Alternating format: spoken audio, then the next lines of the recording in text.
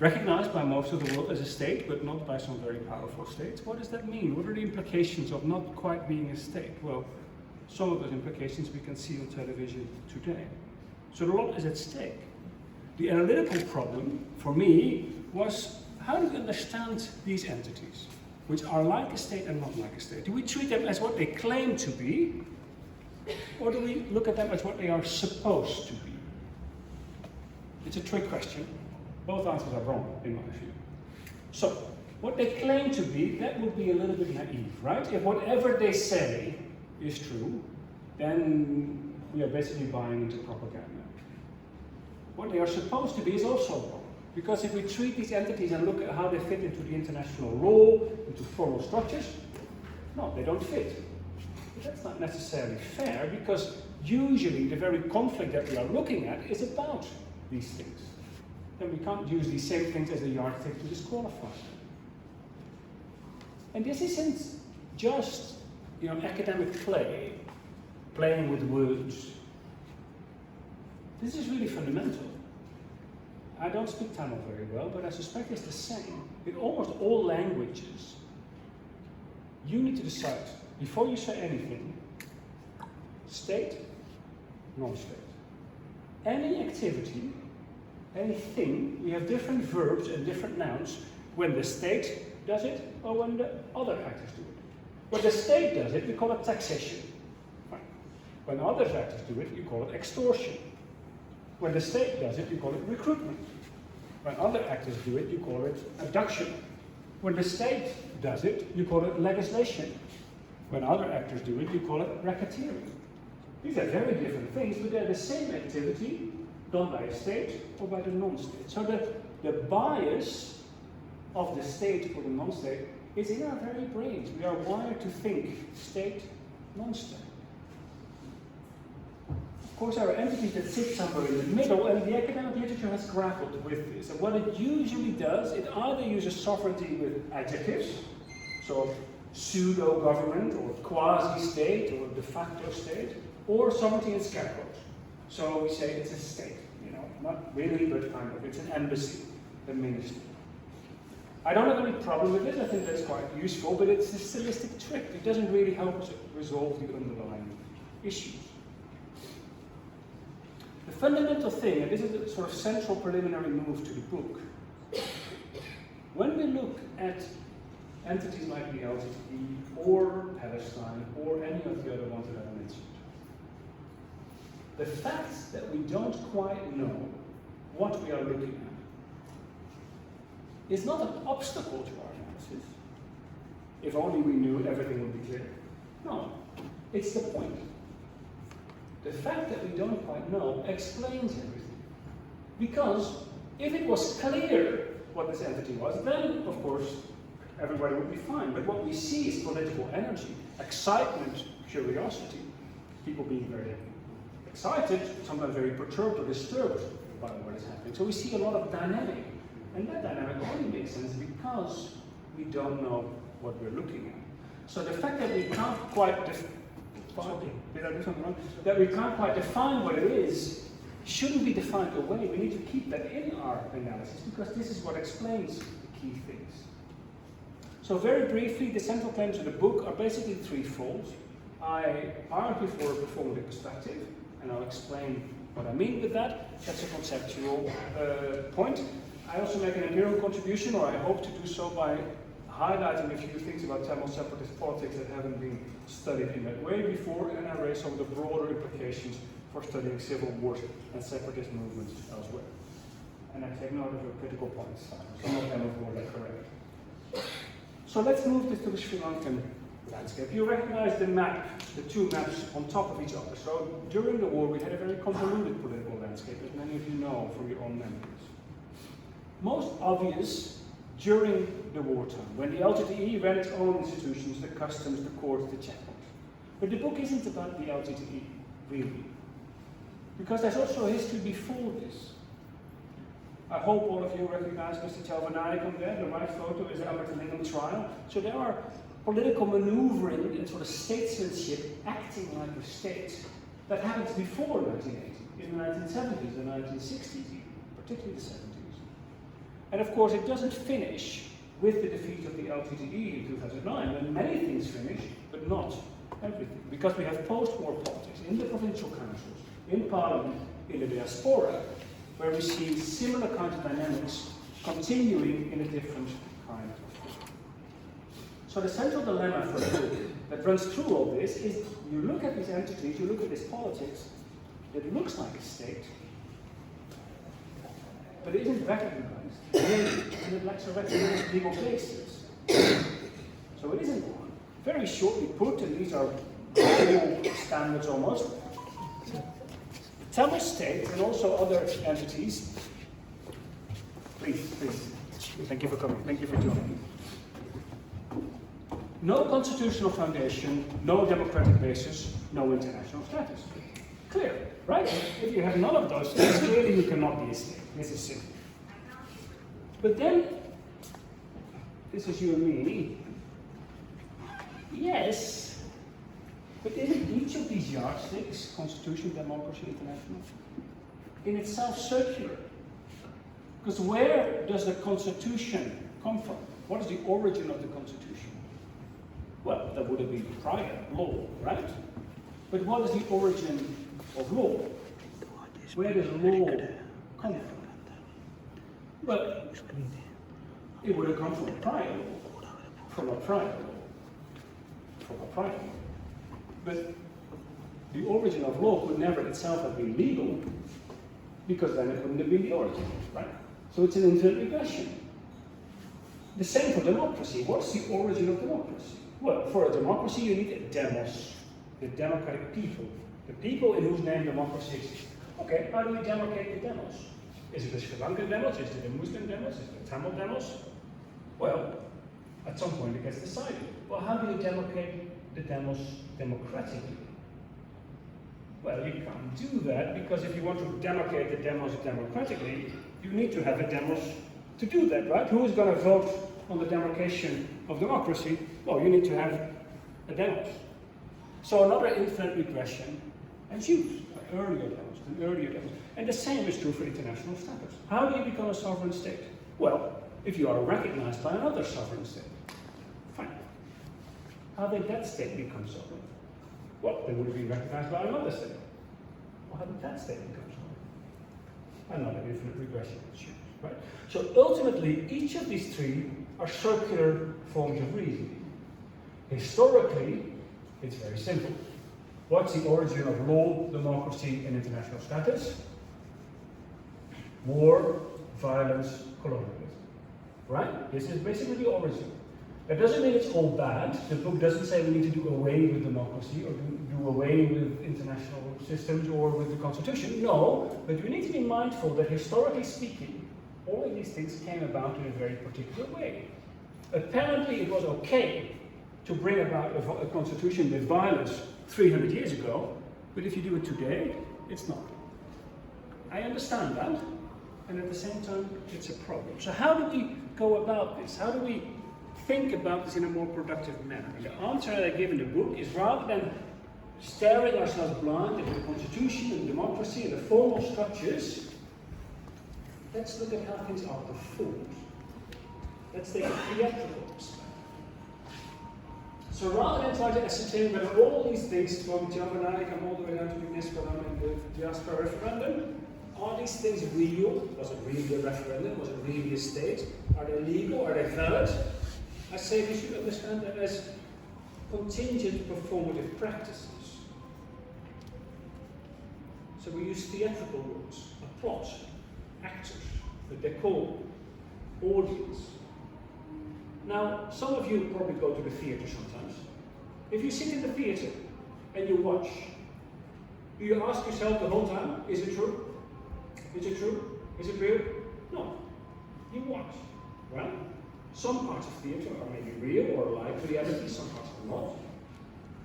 But the most interesting question in theatre isn't to ask, is it real or not? What does it do? What does it evoke? What does it convey? Does it convince the audience? What are the effects?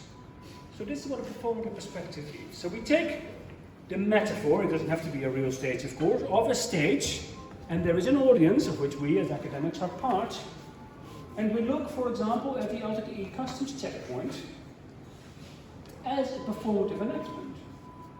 It's happening, it's being performed. There is an audience which interacts with this checkpoint, and because of that, it exists. Is it real? Is it legal? Is it valid? That's another question, but it occurs and it has certain effects. And the same is true for the Tamil diaspora referendum that took place in 2010. Just an example. Is it a real referendum? Is it valid? Is it legal?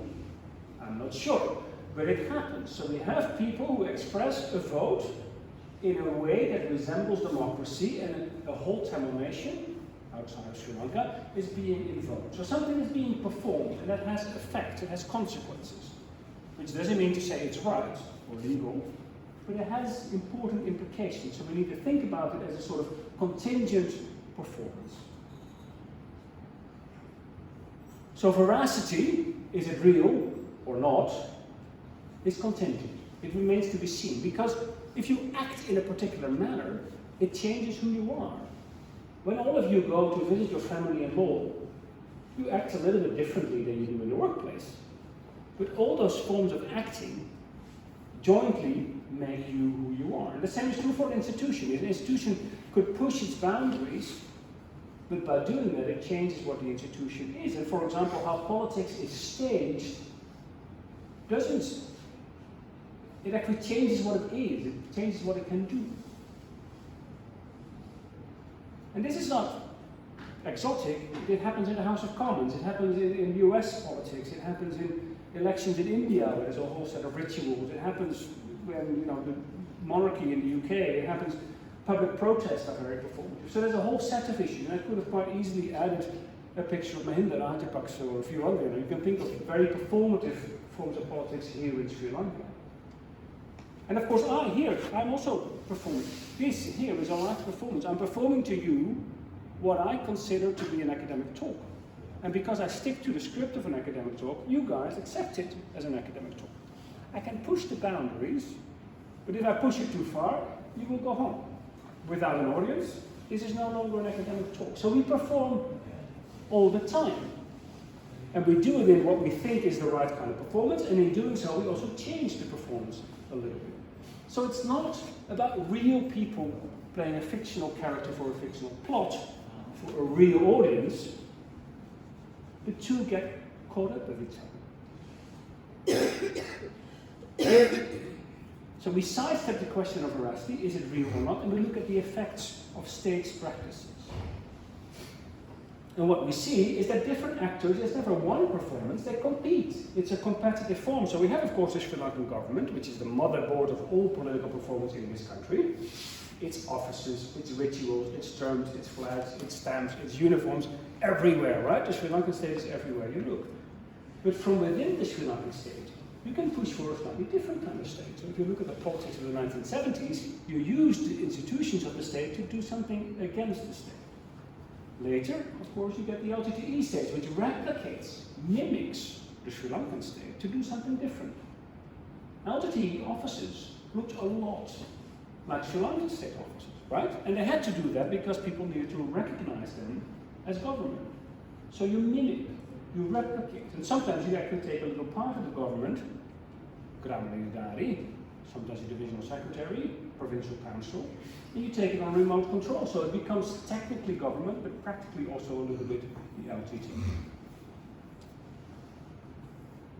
This is not just performance, it also interacts with the war zone. So if there is violence, certain forms of performance become impossible. The bandwidth of what you can perform changes because of what is happening on the battlefield.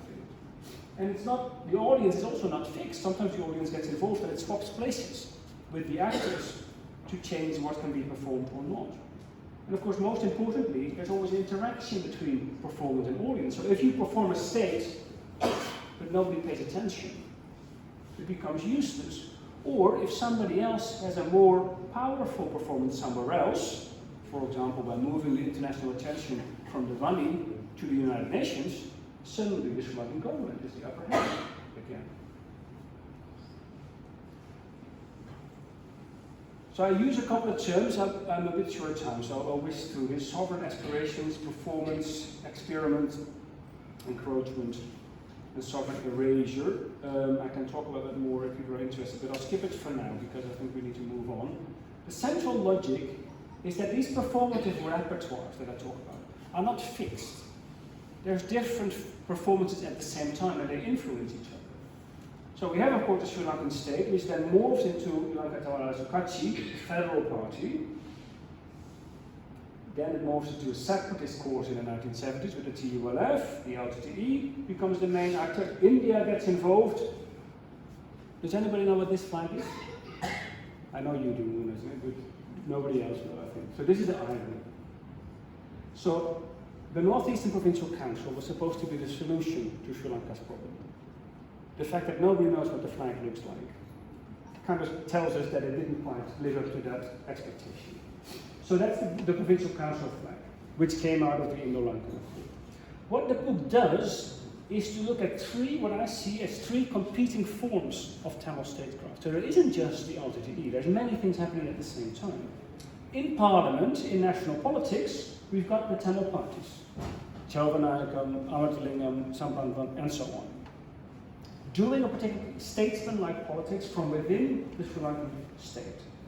In the middle, we've got the Northeastern Provincial Council, later split in the Northern and the Eastern Council, of course, which is something in the middle. It's autonomy, it's part of the government, sometimes it's actually taken on remote control of the LTTE. It has lived very different lives over different periods. And then we have the armed militancy of the LTTE, which becomes dominant for some time and then, of course, gets defeated.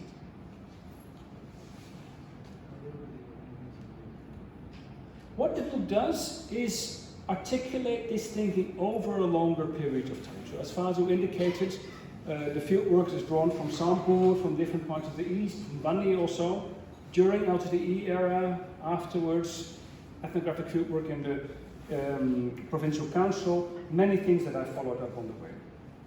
And what I've discussed so far is basically the introduction, so we'll skip that.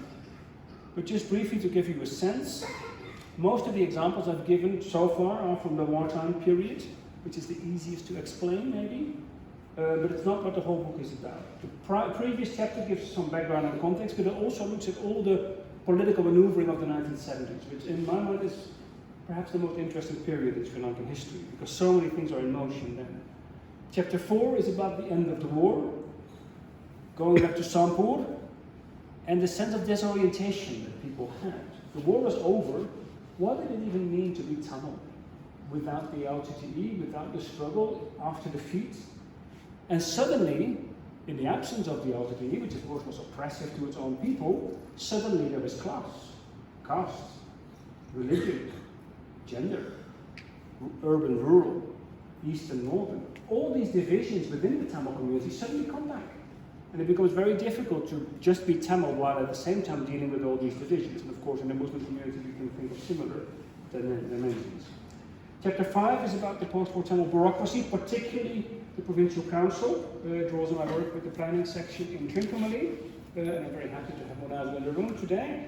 And chapter 6 looks at post-war Tamil politics, mainly in the north, mainly the Aspirations Council, which started with the much hoo-ha, and then collapsed with the great spectacle. And it looks at the sort of anti-political repertoires. How do you do Tamil politics in an arena that disallows, that criminalizes the things that you want? How do you do these two things at the same time? Can you be a good Democrat and a good Tamil nationalist at the same time? No. But how do you maneuver between? So the key actors change throughout the book, and the issues also change as a result. I will close there because I think we'll run out of time. As mentioned, most of my early work is about Muslim politics. There is quite little Muslim politics in this book, but there is some. I have some discussion of the Eastern Provincial Council, Nazir's Council, which of course had a very interesting SNMC TNA dynamic. I also have some stuff on Jaffna, where the Tamil Council struggles very hard to deal with the fact that there were Muslims in the north that were returning to the north. They had a right to return to the north. And suddenly the Tamils were not the victim, but in some ways they were the culprit. And that was a very complicated narrative for them. So some of these issues come in, but only in the background kind of manner. I wish to say the book is freely available, so if you want to read it online, you can just click on the Cambridge website and get the whole PDF. but if you insist on having a book, of course you can also buy a copy today. And I would also like to offer a book for the library, because I would like it to be freely available for everyone. Thank you very much.